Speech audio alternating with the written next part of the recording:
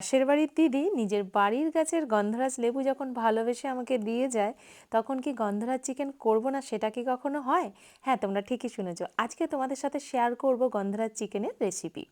এটার জন্য তোমরা তোমাদের মতন যতটা চিকেন লাগবে সেটা এনে নেবে। মশলার জন্য আমি ব্যবহার করেছি আদা, জিরে, ধনে, টমেটো, কাঁচা লঙ্কা সমস্তটা একসাথে আলাদা করে পেস্ট করে নিয়েছিলাম, আর রসুন, পেঁয়াজ আলাদা করে পেস্ট করে নিয়েছিলাম। আর নিয়েছিলাম টক দই, কাশ্মীরি মির্চ, নুন, তেল, হলুদ। এগুলো সম্পূর্ণটা আলাদা আলাদা করে আমি ভাগ ভাগ করে নিয়ে নিয়েছি, যেহেতু আমি ভিডিওটা করব বলে, কারণ আমি একাই ভিডিওটা করছিলাম। তো যাই হোক, সবার প্রথমে চিকেনটার মধ্যে গন্ধরাজ লেবুর খোসাটাকে একটু ঘষে দিয়ে দেবে, মানে ভেতর থেকে যাতে হোয়াইট অংশটা বেরিয়ে না আসে, গ্রিনটাই দেবে, না হলে তিতো হয়ে যাবে। দেন কিছুটা লেবুর রসও দিতে হবে। আমি এটা হাফের হাফ দিয়েছিলাম, যেহেতু চিকেনটা আমার কম ছিল। এবার তোমরা যেমন চিকেন নেবে ঠিক তেমনই লেবুর রসটা দিতে হবে। তারপরে সমস্ত উপকরণ দিয়ে আমি চিকেনটাকে ভালো করে ম্যারিনেট করে নিয়েছিলাম, দিয়ে আধা ঘন্টার মতন রেখে দিয়েছিলাম। আধা ঘন্টা রাখলেই কিন্তু টেস্টটা বেশি ভালো হবে, গন্ধরাজ লেবুর স্মেলটাও কিন্তু ভালো বের হবে।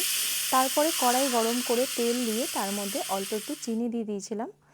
গরম তেলে যদি চিনি দেওয়া হয় তাহলে কালারটা ভালো হয়। দেন আমরা এখানে এলাচ আর দারচিনি দিয়ে দিয়েছিলাম। পরে কিন্তু আমি কোনো গরম মশলা ইউজ করব না বলে আমি ওটা ফোড়ন দিয়েছিলাম। তারপরে ম্যারিনেট করা চিকেন দিয়ে কিছুক্ষণ ঢেকে রেখেছিলাম। ঢেকে রাখার পর দেখতেই পাচ্ছ কতটা জল বেরিয়েছে, এই জলটাতেই কষানো হয়ে যাবে। কষানো হয়ে গেলে আগে থেকে ভেজে রাখা আলুটা আমি দিয়ে দিয়েছিলাম, কারণ আগে থেকে দিইনি, আলুটা তাহলে বেশি গলে যাবে। আলুটা দেওয়ার পরও আবারও ঢেকে কিছুক্ষণ আমরা রান্না করে নেব।